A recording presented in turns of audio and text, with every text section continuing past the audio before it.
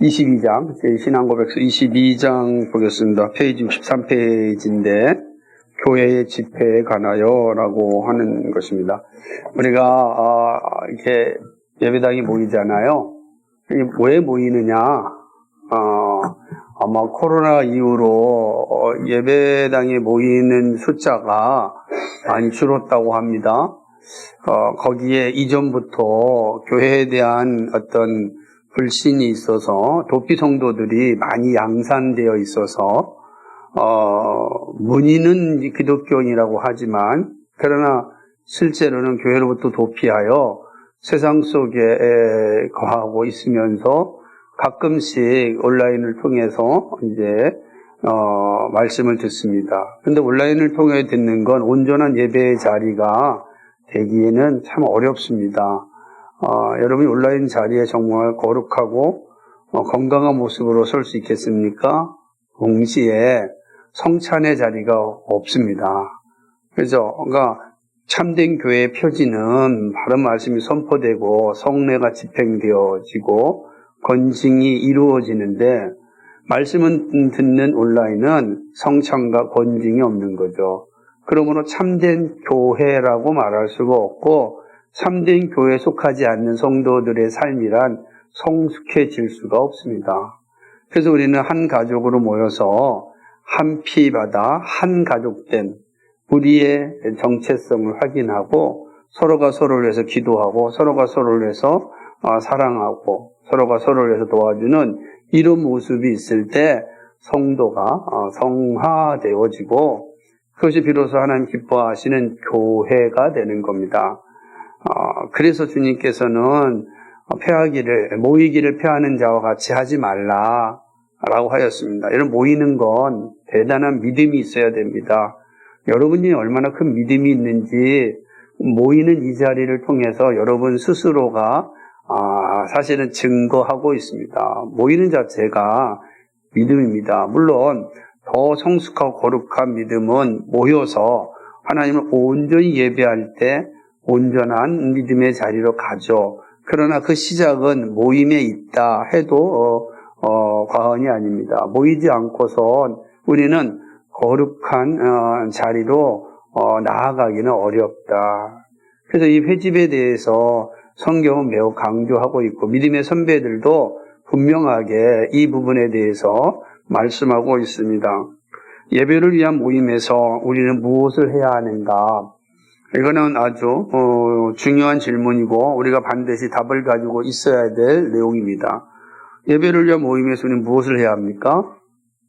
그죠? 우리는 예배를 위한 모임에서 우리 함께 찬양하고 말씀을 듣고 기도하고 성례를 베풀고 그리고 서로의 죄를 회개하고 이런 과정을 갖는 게 모임에서 하는 일이겠죠. 이 모습이 없다고 한다면 우리는 온전한 모습이 없습니다. 그래서 교회의 모습 가운데는 캐리그마, 바른 말씀이 선포되어지고 이닥해 교육이 이루어지고 코이노니아, 교제가 나타나면서 비로소 디아코니아라고 하는 봉사가 세워집니다. 그 봉사를 통하여서 착한 행실을 통하여서 사람들로 하여금 하나님을 찬양하게 하는 것입니다.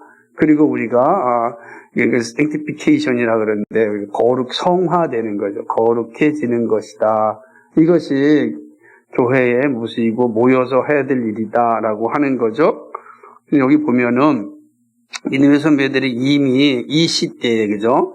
17세기에 아주 분명하게 기록해놨는데 누구나가 집에서 개인적으로 성경을 읽을 수 있고 피차간의 교훈을 통해서 참된 종교생활을 영위할 수 있다. 그러나 교회에 모이는 일이나 종교적 집회가 꼭 필요한 이유는 하나님의 말씀이 적절히 설교되어야 하고 기도와 간구가 공적으로 이루어져야 하고 성례전이 옳게 베풀어져야 하고 가난한 자들과 교회의 경비를 위해서 헌금이 모아져야 하고 사회적 사귐이 일어나야 하기 때문이다.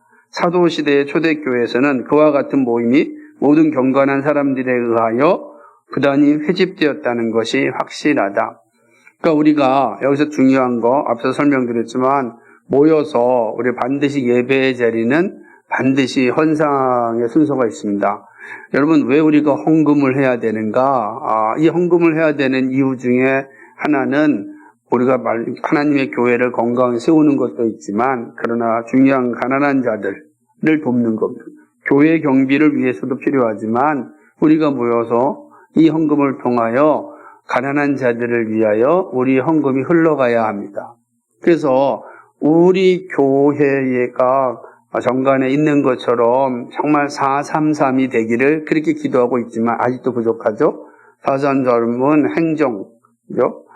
행정이 4가 돼, 행정 목회가 4가 되고 3이 교육이고 3이 이제 선교 구제로 나가는 겁니다. 그래서 100원이 우리 교회 헌금이 들어온다면 60원은 사실 60%는 교육과 선교 구제로 흘려보내는 게 우리 교회가 기도하고 꿈꾸는 거죠. 그러니까 행정으로는 40, 목회와 그 다음에 교회 행정으로 40만 쓰고 나머지는 흘려보내는, 그러려면은 교회 재정이 건강해야져만 되는 건 사실입니다. 그러나 그 목적을 향하여 가는 게 교회 존재 이유다. 헌금을 할 때 이렇게 흘려보내는 거죠. 지금도 우리는 열심히 선교와 구제로 흘려보내고 있습니다. 그러나 아직까지는 433이 아니고 지금은 622 정도밖에 되지 않는 상황이 되는 거죠. 그래서 교회와 목회자를 위한 경비가 6이 된 상황 지금은. 그만큼 우리가 좀 아직은 부족하니까 그렇습니다. 그러나 궁극적으로는 이렇게 가는 것이 합당하다. 그래서 헌금을 하는 겁니다. 그래서 여러분이 정말 이제 우리가 주일에 이제 11조헌금도 하고 주일헌금도 하고 때때로는 절기헌금도 하고, 저희는 절기헌금이 3번밖에 없기 때문에 그렇게 많지는 않고 대부분 그것도 장학금으로 사용되니까 크게 사용되지는 않습니다. 그러나 또 우리가 이제 중요한 헌금은 그러니까 구제헌금이죠. 구제헌금이 적어도 3번은 하지 않습니까? 구정 때, 추석 때, 그리고 초복 때 이렇게 하는 작은 헌금입니다. 그거 작은 것 같지만 그게 교회의 존재 이유를 설명하는 겁니다. 여러분, 이 헌상하는 건 내 신앙의 의미도 있지만 교회의 존재의 의미가 있는 거예요.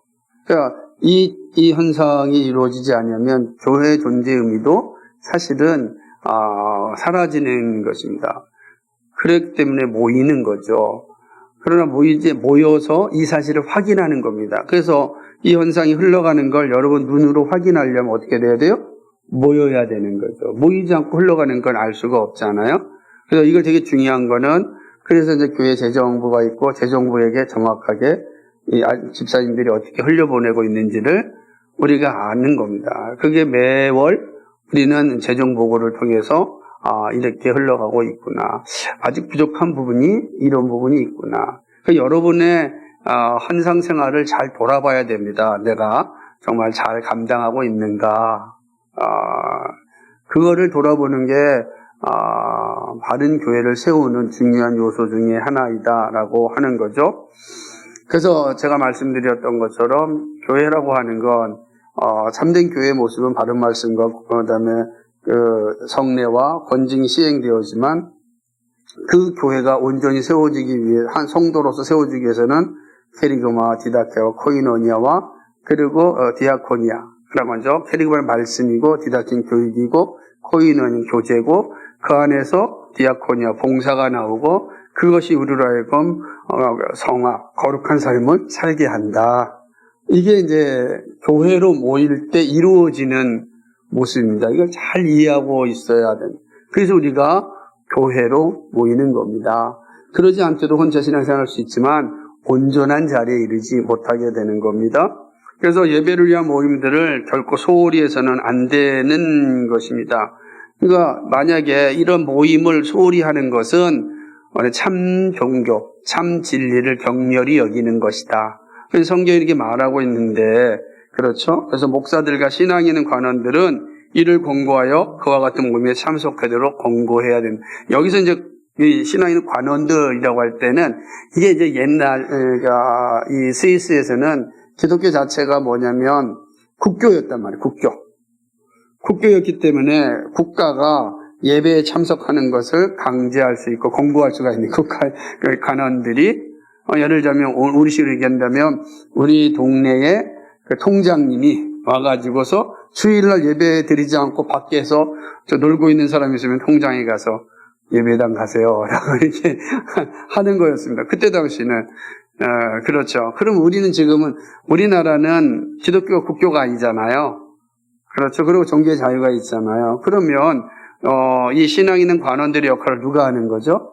직분자들이 하는 겁니다. 직분자들이 이제 교회에 있는 지체들을 향하여 권고하는 겁니다.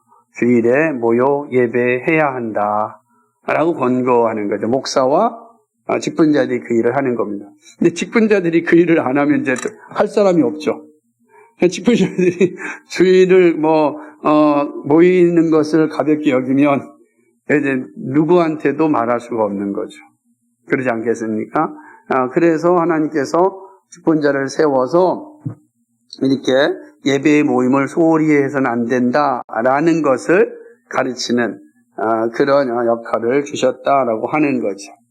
우리가 알다시피 이렇게 모이는 모든 것들은 사적인 게 아닙니다. 다 공적인 모임이다라고 하는 거예요. 그러니까 공적인 모임이라고 하는 건 하나님을 예배하기 위하여 모인 거죠. 단순하게 사적인 나눔을 갖기 위해서 모인 것이 아니라 우리의 교제도 공적인 것이에요. 하나님 앞에서 공적인 거다. 한번 읽어볼까요?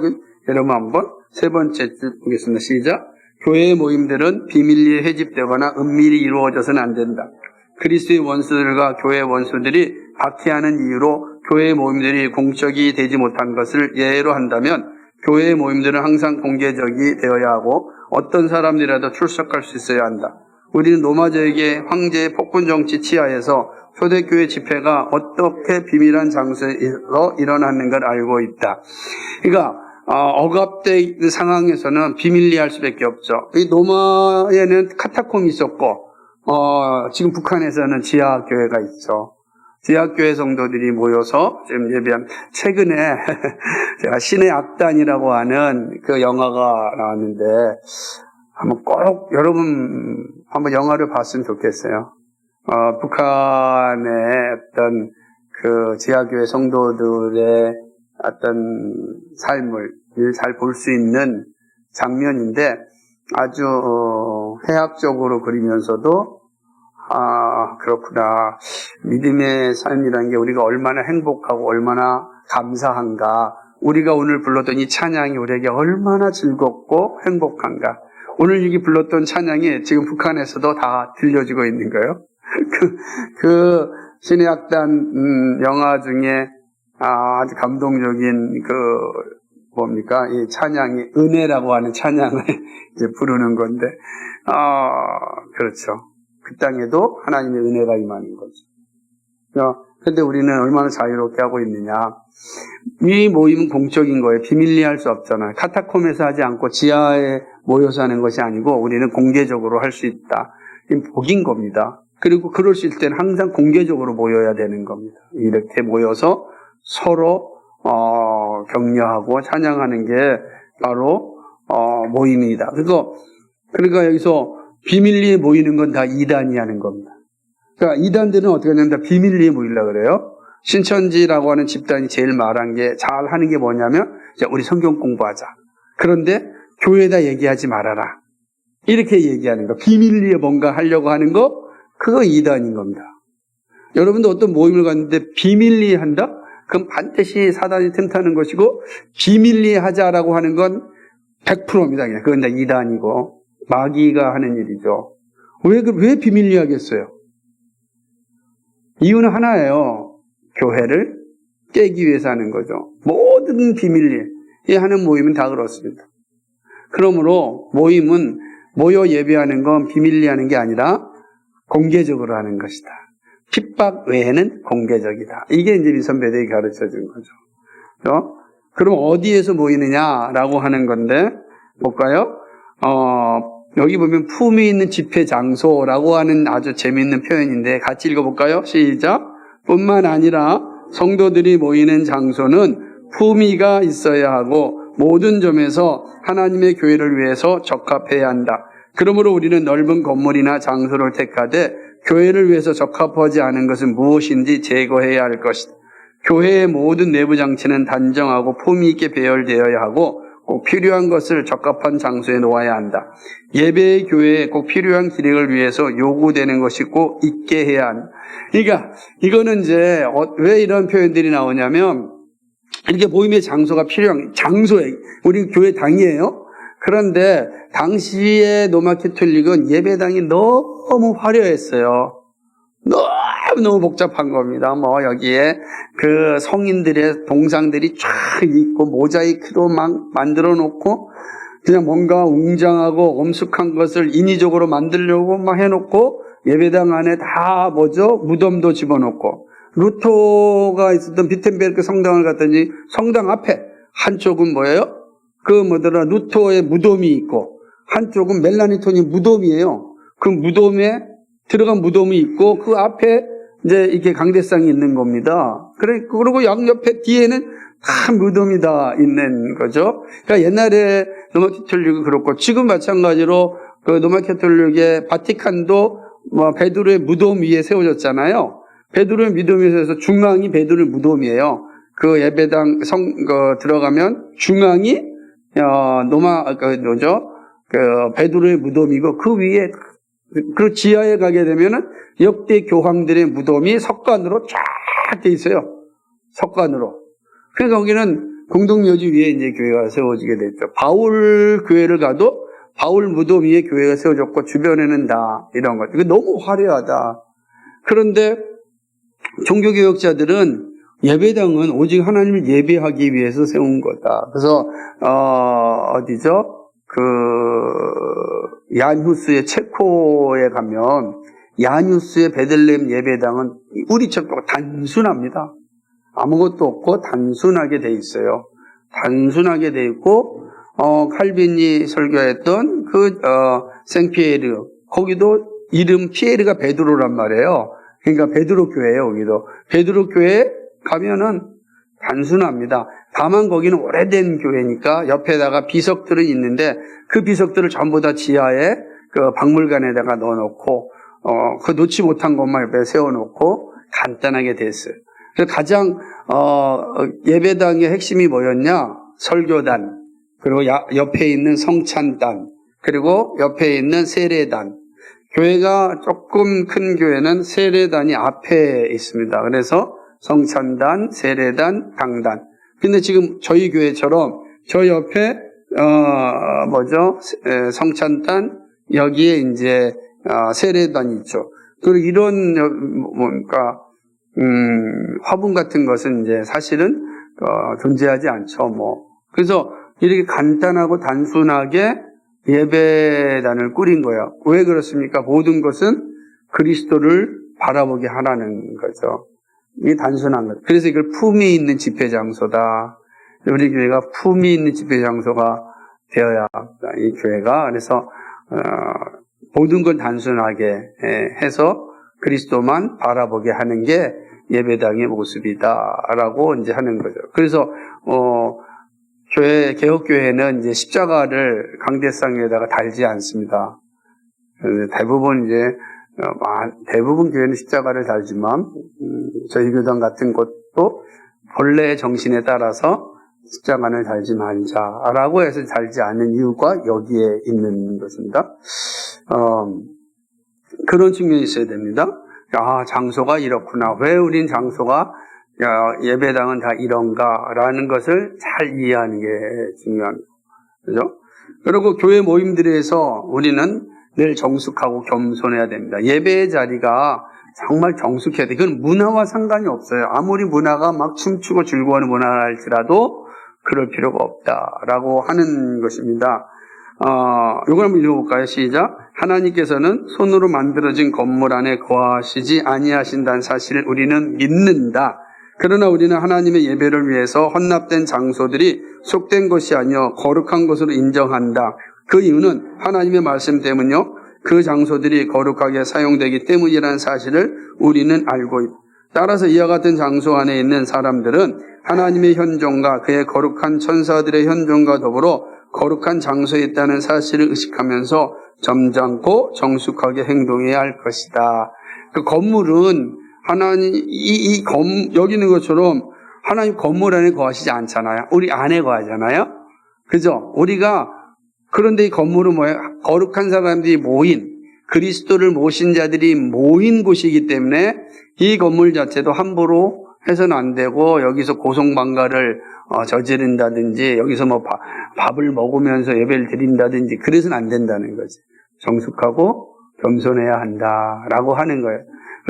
그렇다고 해가지고 무슨 율법적으로 행하는 것은 아니죠. 방대상은 뭐 목사만 올라오고 막 그런 건 아니라만 누구나 올라올 수 있고 말씀이 중요한 거지만, 그러나 우리가 서로의 질서를 잘 지키는 게 필요하다. 이것도 이렇게 말하는 이유 가운데 하나는 우리가 예배당이라고 하는 이 장소가 가지고 있는 의미를 잘 알고 있어야 됩니다. 이 예배당이 소중한 이유는 하나님의 말씀이 선포되는 공간이기 때문에 거룩한 곳입니다. 아무리 문화가 거룩하지 않다 할지라도 예배당은 거룩한 곳으로 만들어야 됩니다. 여러분, 어디죠? 아프리카에서는 막 예배하기 전에 한 시간에서 한 시간 반 동안 찬양하고 그 예배를 드린대요. 어제도 이제 서창호 목사님을 만나서 얘기를 듣는데, 예배하러 갔더니 1시간 반 동안을 찬양하더래요. 주일학교 애들이 나와서 찬양하고 들어가고, 중고등부 애들이 나와서 찬양하고 들어가고, 청년들이 나와서 찬양하고 들어가고, 장년들이 나와서 그렇게 다 한 다음에 이제 말씀을 듣는다는 거야. 온 진을 다 빼놓고. 그런데 그게 오순절이나 일반 복음주의 교회는 그렇다고 치는데, 개혁교회를 표방한다면, 장로교회를 표방한다면 그렇게 해서는 안 되는 것입니다. 그래서 그 놀라운 사실은, 그런데 모든 선교사님들이 그런 교회가 없다 그랬다는 거예요. 근데 이제 목사님이 가셔서 두 군데서 이제 예배를, 한 곳은 이제 부룬디, 한 곳은 말라이, 가장 못 사는 나라 두 나라 세계에서 부룬디에 갔더니 부룬디에 개혁교회가 있는데 놀랍다는 거예요. 그죠? 거기에서도 개혁교회인데 정말 바르게 예배하는, 또 개혁교회성 장로교회들처럼 예배하는 모습이 있는 거예요. 없는 것 같은데. 부룬디가 아니라 나이로비에 그런 교회가 있다라고, 케냐 나이로비에 그런 교회가 하나 있다는 거예요. 그리고 또 하나는 말라이가 있는데, 말라이는 800만 정도가 장로교인이랍니다. 물론 그 장로교인 개혁파 장로교인이 아니고 좀 자유적이고 진보적인 장로교인이지만 그 가운데서도 그렇게 열심히 예배하는 사람이 있다는 거예요. 그런데 말라이의 장로교를 갔는데도 여전히 막 이렇게 뛰고 다 그런 노래를 한다는 거예요. 개혁교를 처방하는 그 교회가. 근데 아침에 한 곳에서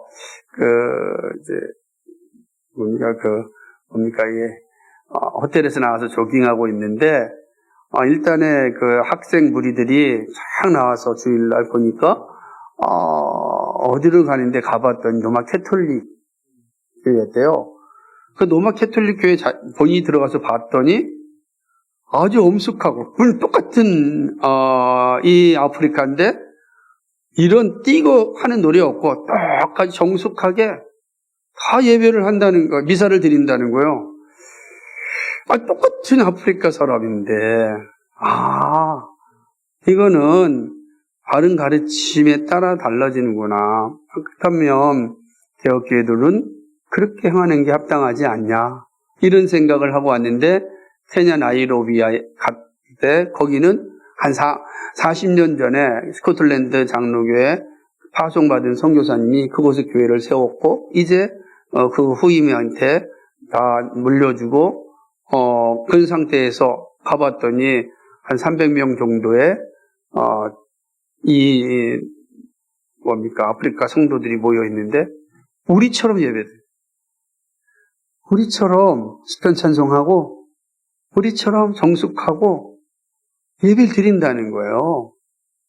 그 깜짝 놀라고 왔다는 거 아닙니까?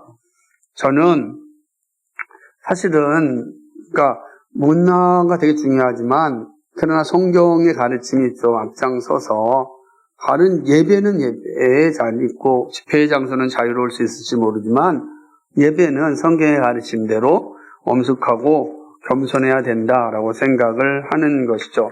그런 측면에서 교회에는 다양한 장식들이 필요하지 않고 오로지 이 종류만 있어야 된다. 그래서 그러니까 겸손해야 되니까 어떻게 되어 있어요, 교회가? 여기 막 화려한 거로 치장만 안 되죠. 그 로마 캐톨릭 교회가 마냥 금으로 다 치장돼 있어요. 막 금으로, 은으로 막 얼마나 화려한지 몰라. 교만하잖아요. 겸손해야 된다. 좀 이렇게 단순하면서 그런 자리로 가야 된다라고 하는 거죠. 그래서 교회 모든 일들은 이런 상황 가운데 있어야 된다. 그래서 잘 생각해야 되는 건 교회는 너무 화려하면 안 된다. 겸손해야 된다라고 하는 거죠. 그럼 마지막입니다.